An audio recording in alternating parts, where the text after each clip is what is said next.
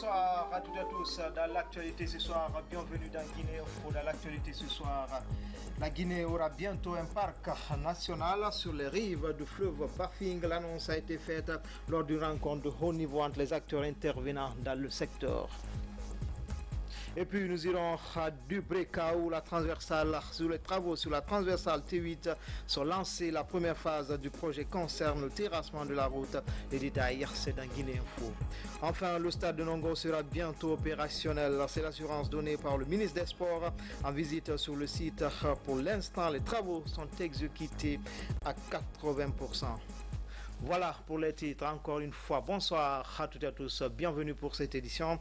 Tout d'abord, cette série de décrets. Tout d'abord, décret D-2016-161-PRG-SGG portant ratification de l'annexe numéro 12 de la Convention de concession minière pour la production de bauxite et d'alumine de Diandian du 21 juillet 2001 entre la République de Guinée et la société United Company Rusal Trading House anciennement dénommé Ruskia Aluminium Management. Le président de la République, vu la Constitution décrète, article 1er, et ratifié l'annexe numéro 12 de la Convention de concession minière pour la production de bauxite de l'alumine de Diandian du 21 juillet 2001 entre la République de Guinée et la société United Company Rusal Trading House, anciennement dénommée Ruskia Aluminium Management. Article 2. Le présent décret, qui prend effet à compter de sa date de signature, sera enregistré et publié au journal officiel de la République. Conakry le 10 juin 2016.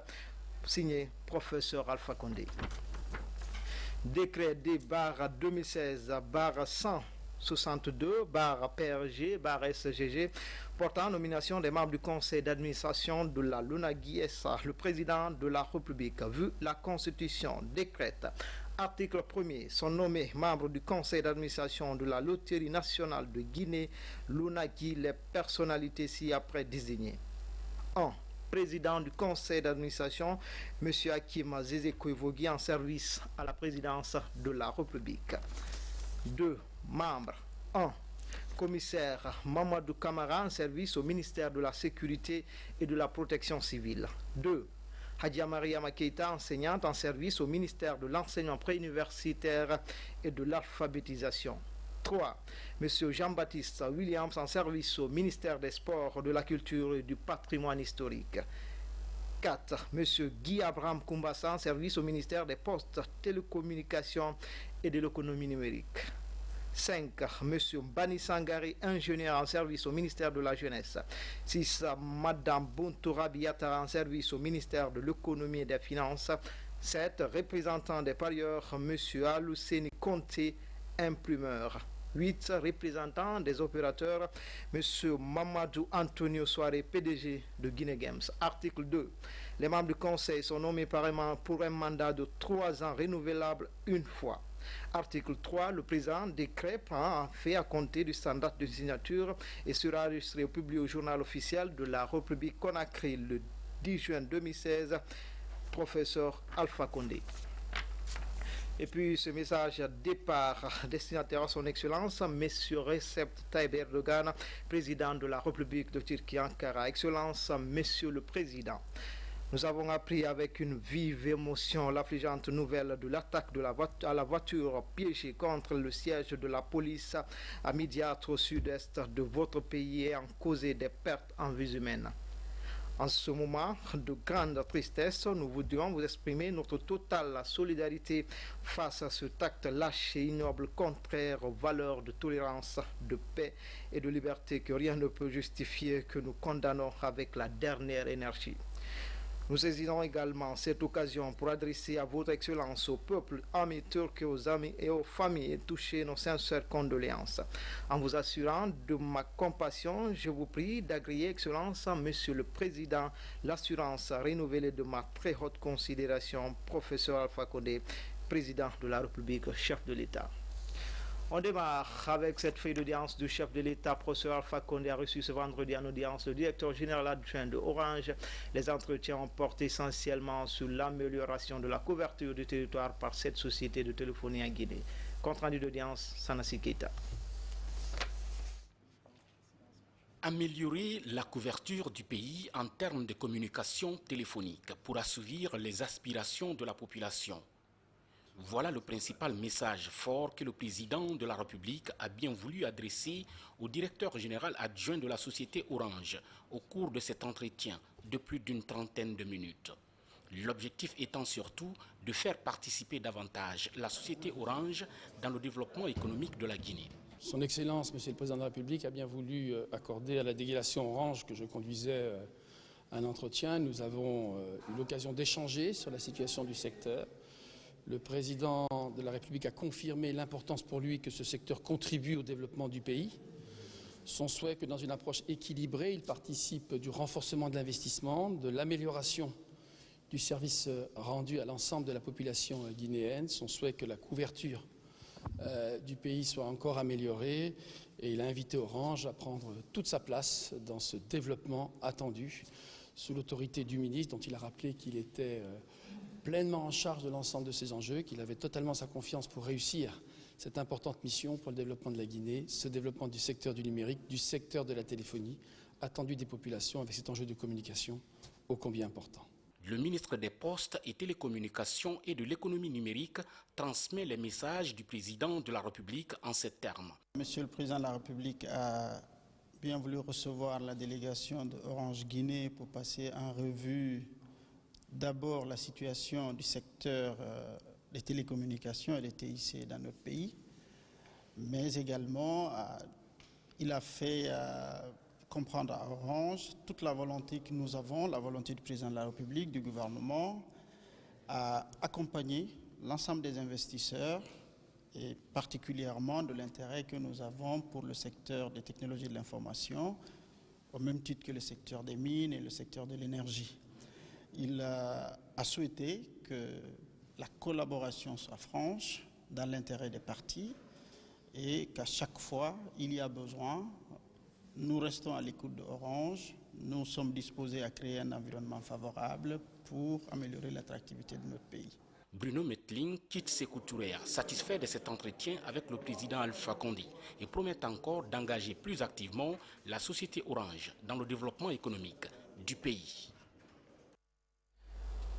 La modernisation de l'administration fiscale et la sécurisation des recettes, le terme était au centre des débats entre la Direction nationale des impôts et la presse. Cette direction annonce l'ouverture d'un guichet unique destiné à collecter les frais payés au titre du droit de timbre fiscal pour les véhicules d'occasion. Le point avec Alassane Diogobari. Les droits de timbre à l'importation des véhicules usagés résultent de la loi de finances 2016. Pour faciliter son recouvrement et sécuriser la recette, un guichet unique est ouvert en partenariat avec une banque privée de la place qui, pour l'occasion, a délocalisé une agence spécialisée dans les locaux de la Direction nationale des impôts à Conakry. Pour mieux gérer les produits de dit droit, il a été convenu de mettre en place un guichet unique de droit de timbre ainsi que le guichet de banque délocalisé au niveau de la DNI afin de percevoir les frais payés par les contribuables. En Guinée, soutient le ministre du Budget, ce n'est pas que les contribuables ne payent pas l'impôt, mais le problème c'est qu'ils payent mal l'impôt. Ils payent mal dans le sens où lorsque un paiement transite par plusieurs mains, le montant final qui arrive dans les caisses de l'État est souvent faible.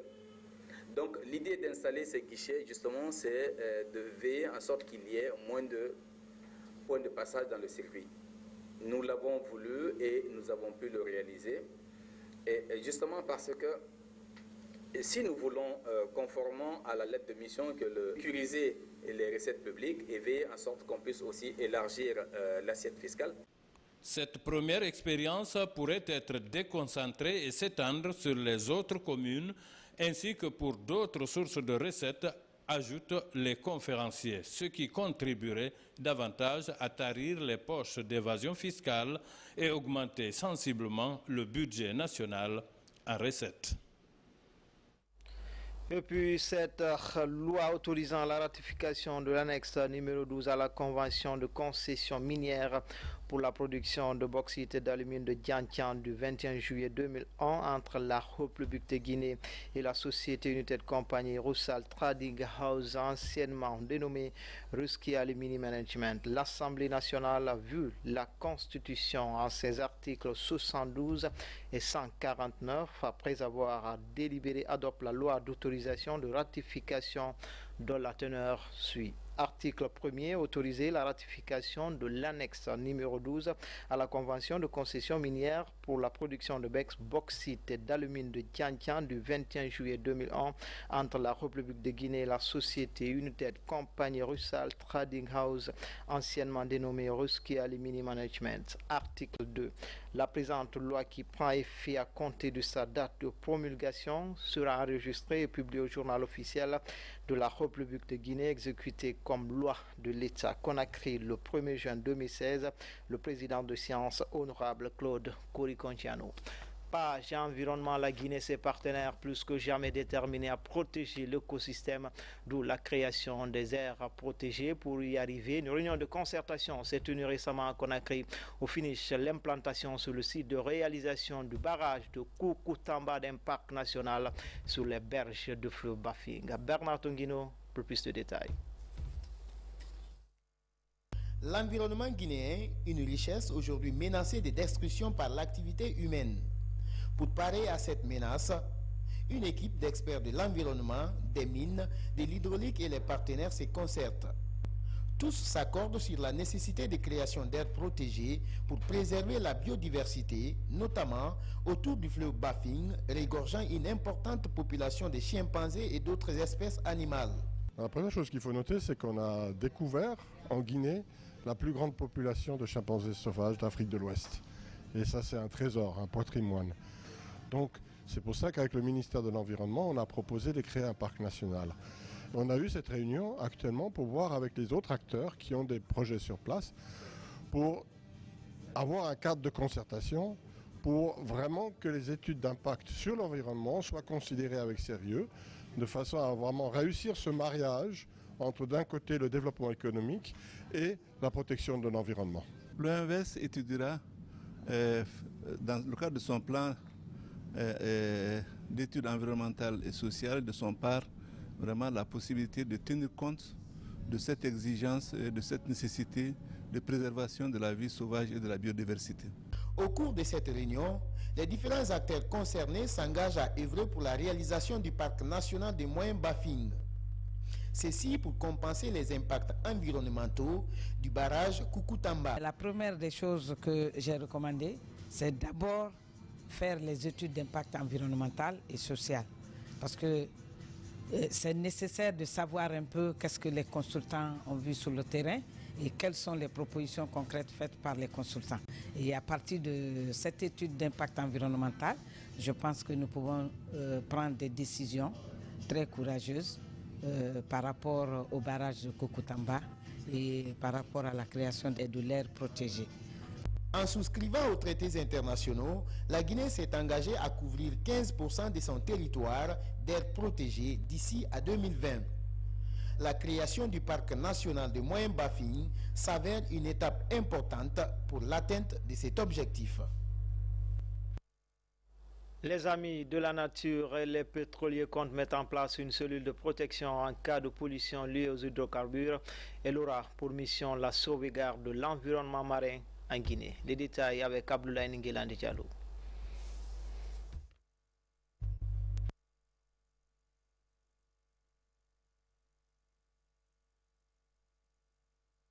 Selon le constat fait par les environnementalistes, la Guinée n'est pas protégée en cas de déversement d'hydrocarbures dans la mer.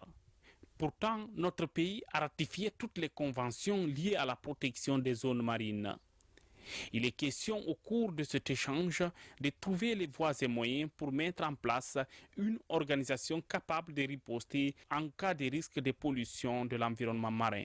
Actuellement, notre pays la côte est traversée par les navires, les grands navires pétroliers, et en plus avec le développement des puits pétroliers, les offshore, qui nous amènent à nous préparer au cas où on est confronté à cette pollution, cela peut nous trouver préparés tant qu'on n'est pas préparé, on n'est pas organisé, on ne peut pas lutter contre une pollution.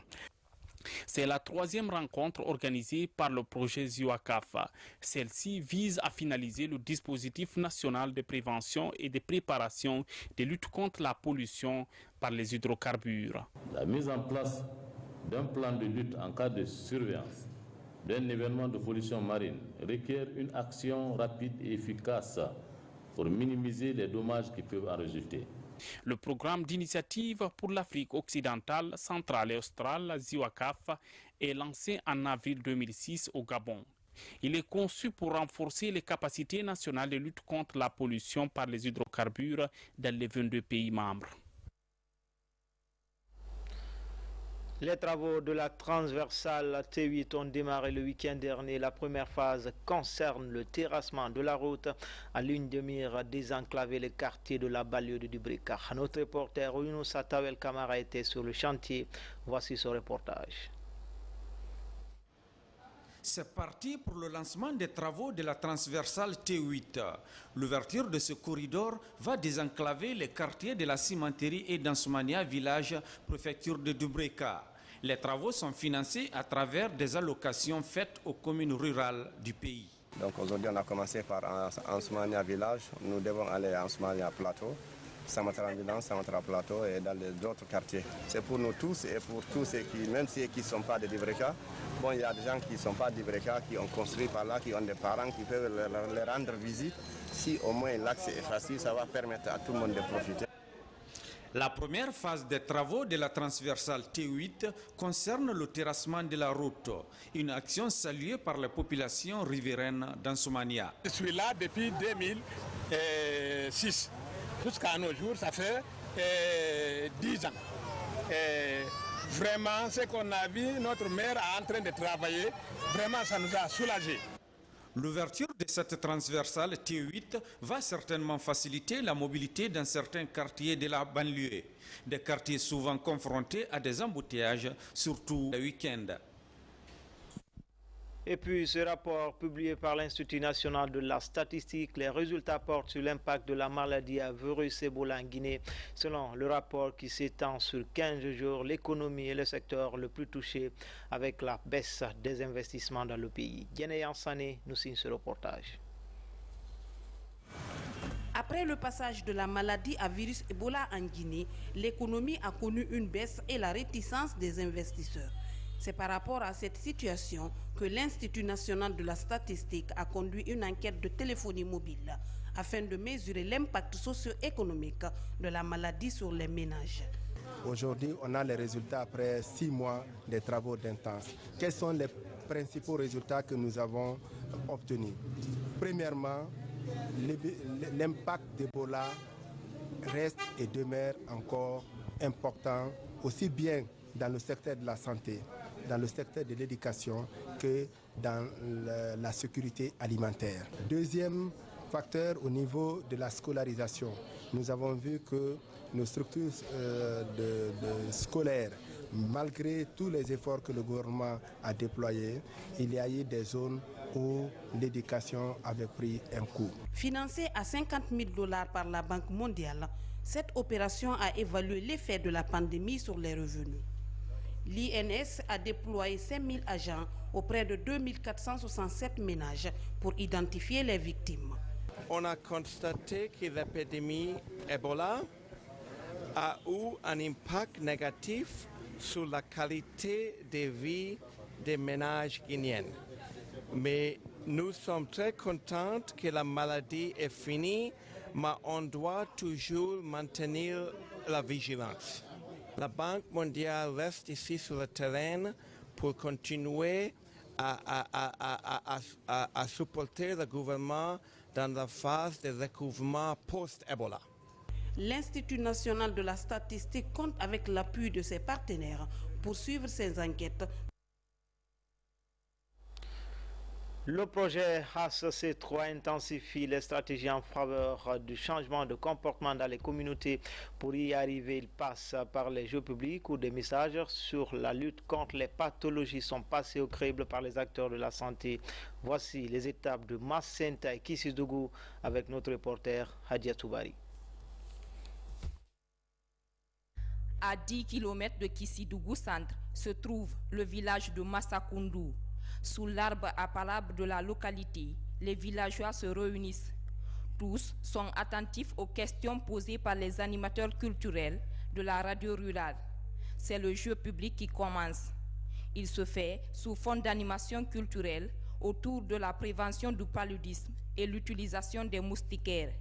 Les personnes ayant répondu aux questions repartent avec des cadeaux offerts par le projet HC3. C'est une savon avec une bacille. Ce que nous avons à dire à HC3, on vous remercie bien. La réalisation des jeux publics est un point clé du projet HC3.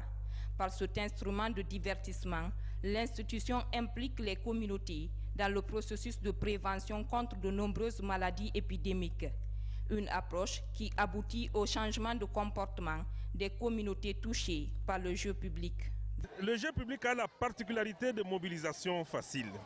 C'est vraiment un programme qui nous permet de mobiliser les gens, surtout les femmes, de mettre dans un contexte où elles peuvent non seulement venir ici pour jouer, écouter la musique, danser, mais beaucoup plus apprendre. À l'image de la maison des jeunes de Kissidougou et le village de Massakoundou, le jeu public s'est aussi fait à Siedou, un village situé à 15 km de la préfecture de Massanta. Ici, le questionnaire s'articule autour de la consultation prénatale et la vaccination des enfants. Pour ce thème, les femmes enceintes et nourrices sont le groupe cible. En dehors du continent, le ministre guinéen de la Santé à la tribune des Nations Unies, Dr Abdourahmane Diallo, explique les efforts du gouvernement dans la lutte contre le VIH-Sida. La Guinée s'engage à accélérer la riposte pour lutter contre cette maladie et mettre fin à l'épidémie d'ici 2030. Les détails avec notre correspondante basée aux États-Unis, Fatoumata Samora. La déclaration politique accélérer la riposte pour lutter contre le VIH et mettre fin à l'épidémie de sida d'ici à 2030. Un engagement ambitieux. À court terme, il devrait ramener le nombre de nouvelles infections à moins de 500 000 par an dans le monde. Déjà, les signataires pensent à sa mise en œuvre. À la tribune de l'Assemblée générale de l'ONU, le ministre guinéen de la Santé parle des prouesses réalisées dans la lutte contre le sida. Dr Abdourahmane Diallo expose la faiblesse du système sanitaire de son pays après le passage de l'épidémie à virus Ebola. La crise d'Ebola a créé des défis de taille pour les programmes de lutte contre la maladie en général et pour le VIH en particulier. Cela s'est répercuté sur les services de dépistage volontaire et la prévention de la transmission du VIH de la mère à l'enfant dans le cadre de la consultation prénatale. Ainsi, à ce jour, plus de 35 000 personnes vivant avec le VIH sont sous traitement antirétroviral. Plus de 442 000 femmes enceintes conseillées et testées. Ces résultats sont en dessous des objectifs. Vu la dépendance des pays vis-à-vis du financement extérieur, la lutte contre le VIH-Sida fait partie des actions prioritaires du gouvernement guinéen et des mesures concrètes ont été prises, dont la création de l'approvisionnement constant d'une ligne de crédit sur le budget national, la mise en place d'un mécanisme de mobilisation locale de ressources et la lutte contre la stigmatisation et la discrimination.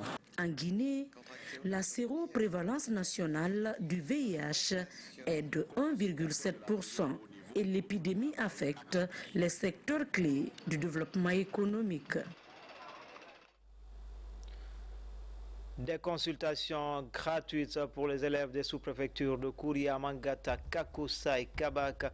C'est une action de l'ONG Amrefeld Africa. Elle consiste à détecter des pathologies qui peuvent toucher, qui peuvent troubler les performances scolaires des élèves. L'opération va toucher plus de 8000 élèves. Mohamed Lamine Kamara. En ce mois de juin, les enfants sont au cœur de plusieurs initiatives en Guinée. À travers son programme École Santé, l'ONG Amref Health Africa s'engage à assurer des consultations gratuites pour les élèves de l'intérieur du pays. Ils sont plus de 800 élèves des préfectures de Koya et de Forêt-Karia à bénéficier de cet appui médical. Le meilleur investissement, c'est investir dans l'éducation des enfants. Et un enfant qui n'est pas en très bonne santé, ça veut dire que c'est un enfant qui serait absent à l'école, ça veut dire que c'est un enfant dont les performances scolaires seront très bas. Donc l'objectif pour nous, c'est d'améliorer les conditions de santé de ces enfants pour non seulement leur permettre de suivre très bien leur cursus scolaire en meilleure santé. 4 médecins sont recrutés pour exécuter ce programme. Un généraliste, 2 spécialistes en pédiatrie et un ophtalmologue.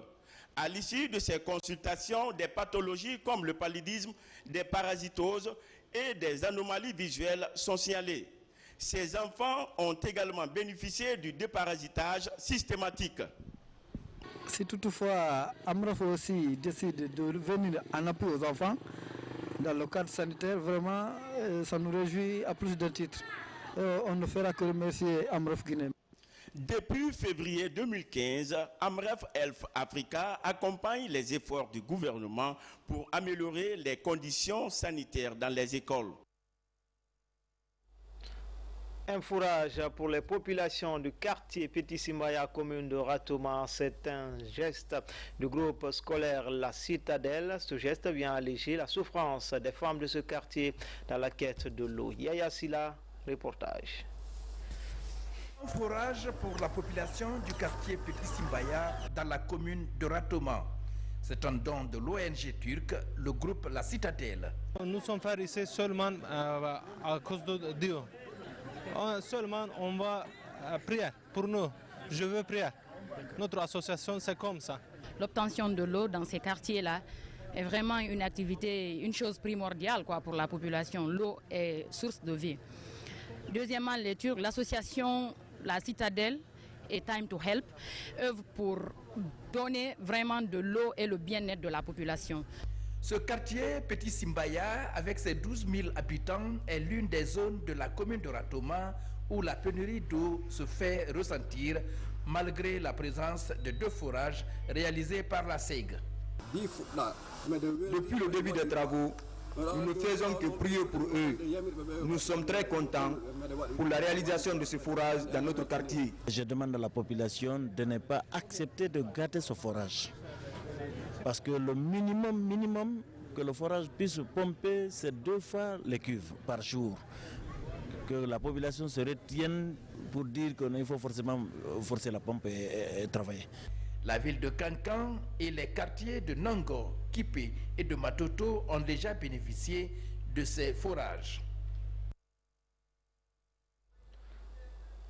En plus bref et en image, le comité technique du Fonds de consolidation de la paix a tenu ce vendredi une réunion au ministère de l'Unité nationale et de la citoyenneté. À l'ordre du jour, l'état d'avancement global de ce fonds en Guinée avec 34 projets en cours. Le second plan prioritaire de consolidation connaît un taux de décaissement de 95% et ce plan sera évalué au mois de juillet prochain par des experts en provenance des Nations Unies. En cette période de Ramadan, les œuvres de charité se multiplient en faveur des personnes vulnérables. C'est le cas de l'Agence des musulmans d'Afrique. Elle offre plus de 200 cartons de date, des habits et autres articles aux personnes démunies. Le compte rendu est signé Mamadi Gassama. Depuis plus de 20 ans, l'Agence des musulmans d'Afrique œuvre pour le bien-être des populations guinéennes. Comme le témoigne cette remise de lot de matériel composé essentiellement de fauteuils roulants, de balles de friperie, de livres coraniques, de cartons de date et autres articles. La démarche consiste à soulager les personnes en situation difficile pendant cette période de pénitence. Nous réservons en guise de reconnaissance les colis suivants, destinés au groupe vulnérable du département de l'action sociale, de la promotion féminine et de l'enfance pour l'amélioration de leurs conditions de vie et aussi de renforcement de leurs connaissances dans le domaine culturel et social. On les remercie beaucoup, infiniment pour leurs gestes. Ce fauteuil va changer beaucoup de choses dans ma vie parce que ça me permettra de me déplacer.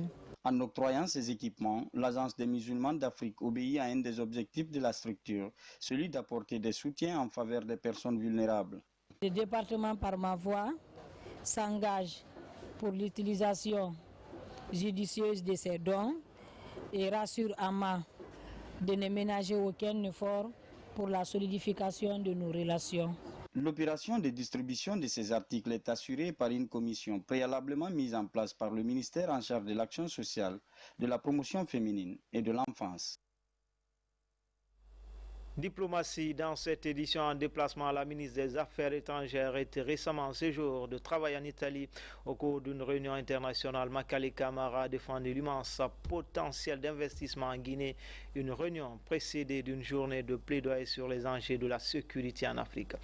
Habib Thiam revient sur les temps forts de cette offensive diplomatique.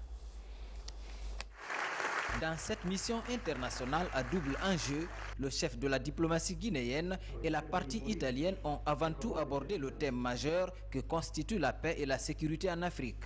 Le sujet présente de nombreux défis, notamment la lutte contre les conflits armés, le terrorisme, la piraterie maritime ou encore les violences faites aux femmes. La plupart des conflits sont internes, provoqués par la marginalisation, les inégalités et les injustices, la mauvaise gouvernance, la corruption, l'impunité et les violations des droits de l'homme. D'où l'impératif absolu de prévenir, identifier et éliminer les facteurs de conflit. Il reste évident que des actions prioritaires sont à engager dans le cadre de la période post-conflit pour la promotion d'une paix et d'une sécurité durable à travers une série de réformes et la prise en compte des préoccupations et du rôle des couches les plus vulnérables, en particulier les jeunes et les femmes. L'offensive internationale du chef de la diplomatie guinéenne est aussi marquée par cette table ronde sur les investissements. Elle concerne particulièrement les secteurs de l'agriculture, de l'énergie et les infrastructures avec une participation record de plus de 60 opérateurs économiques italiens. La Guinée est un pays immensément riche en ressources minières, agricoles, énergétiques et halieutiques. Ces ressources naturelles la prédisposent à un développement socio-économique certain qui fera d'elle un leader mondial dans plusieurs filières minières et agricoles, un moteur de la croissance de l'Afrique de l'Ouest et un partenaire stratégique pour tous les investisseurs de cette région. Sur ce plan, comme dans plusieurs autres domaines d'activité, le gouvernement guinéen affiche de belles perspectives de coopération avec l'Italie. La mission chargée de l'enrôlement des Guinéens résidant en Europe est à Bruxelles. L'opération a déjà démarré, mais ce n'est pas la grande affluence. Elle va durer 15 jours et plus de 6 000 demandes de passeport sont annoncées. Mangafou Touré depuis Bruxelles. C'est le premier jour des opérations d'enrôlement de la communauté guinéenne résidente au Benelux. Elle se passe ici dans cette salle mise à disposition par l'ambassade pour la circonstance en vue de faciliter la tâche à la mission.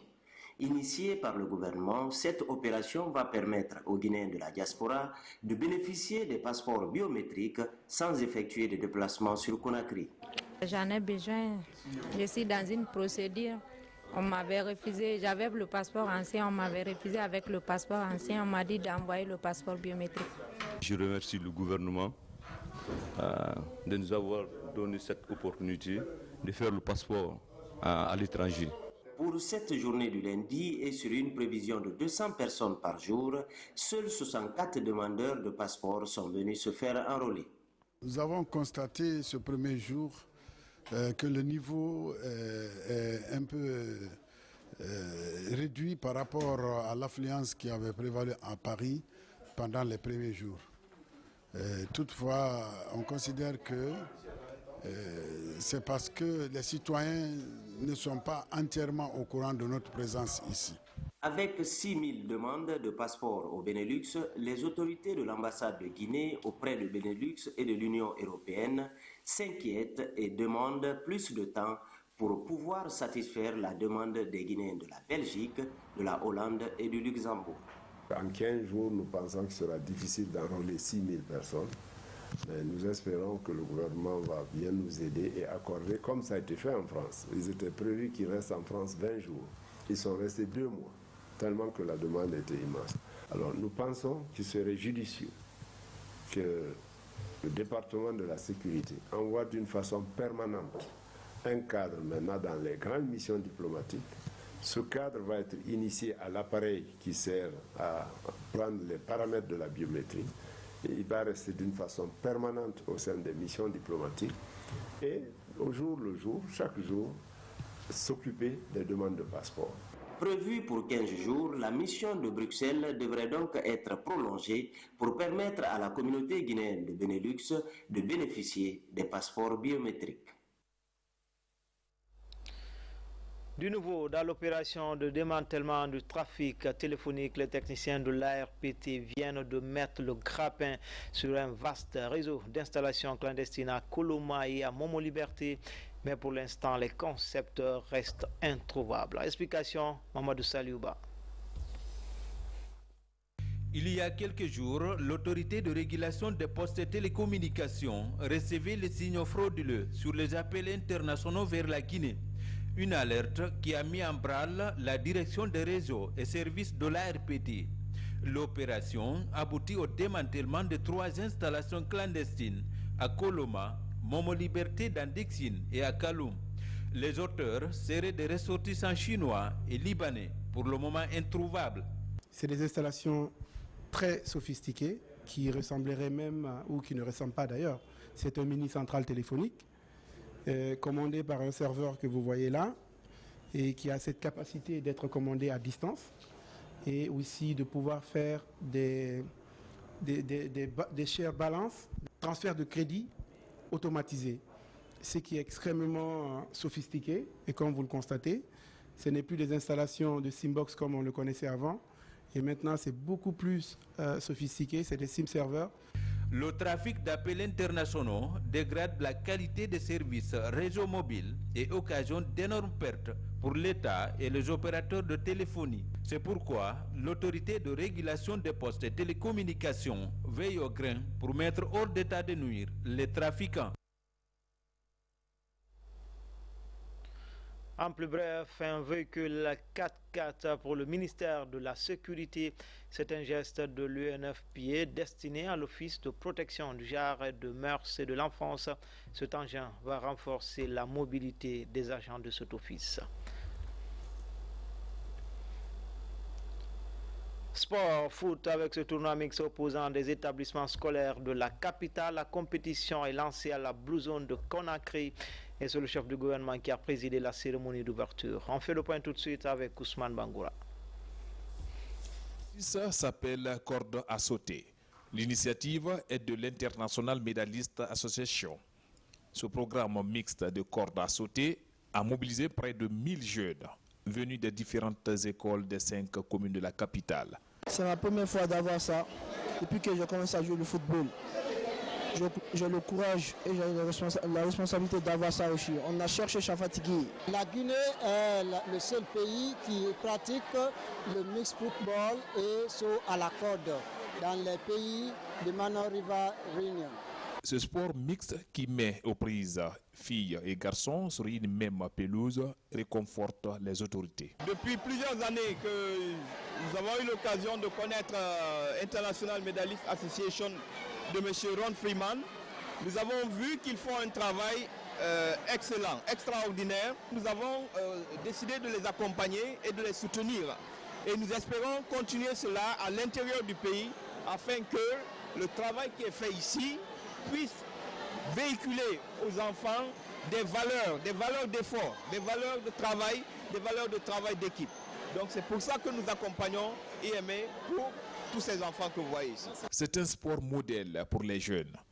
Il leur donne une image de la vie, comme ils apprennent le travail d'équipe, comment gagner et perdre l'importance de l'estime de soi et de l'éducation. Ce sport est aujourd'hui pratiqué dans plusieurs villes de la Guinée, notamment Conakry, Boké et Kamsar. Enfin, le stade de Nongo sera opérationnel avant la fin de cette année. C'est en tout cas l'assurance donnée par le ministre des Sports lors de sa visite cet après-midi sur le site. Le constat révèle que les travaux sont exécutés à 80%. Abdulaziz Baldé était sur les pas de la délégation. Voici son reportage. Fruit de la coopération sino-guinéenne, le stade de Nongo sera bientôt opérationnel. Avec l'annonce des grandes pluies à Conakry, la société chargée de l'exécution travaille d'arrache-pied pour la finition des travaux périphériques comme la toiture et le système d'arrosage. Tout d'abord, on va finir la réparation des toitures endommagées. Ça va demander 3 ou 4 jours parce que le vent en Guinée c'est très fort. Donc pour considérer la sécurité personnelle chinoise, si le vent est plus fort, il seulement faire les petits travaux sur la toiture. Donc après 3 ou 4 jours, ça va finir. Et ça va demander aussi 1 mois, on va faire la fixation de toutes les toitures pour éviter encore une fois la situation comme ça. Avec une capacité de 50 000 places, l'ouvrage est aujourd'hui achevé à 80% pour un coût estimé à 50 millions de dollars américains, entièrement financé par le gouvernement chinois. À ce stade, le résultat est plutôt encourageant. Je suis plus que comblé, vous avez constaté avec nous. Par exemple, pour la toiture, on nous avait annoncé quelques semaines de travaux, mais après 2 semaines, vous avez vu, il ne reste pratiquement que pour 5 à 6 jours de travaux à terminer. Et le système d'arrosage aussi, le matériel est fin prêt, vous l'avez constaté avec nous, et je pense qu'ils vont pas à pas, après avoir réglé donc tous les désagréments posés sur la toiture, ils reviendront au système d'arrosage du gazon. Après, ils attaqueront maintenant les autres travaux complémentaires. À quelques mois du coup d'envoi des éliminatoires du Mondial 2018, le Sili de Guinée devrait opérer ses rencontres officielles sur cette pelouse qui sera bientôt opérationnelle.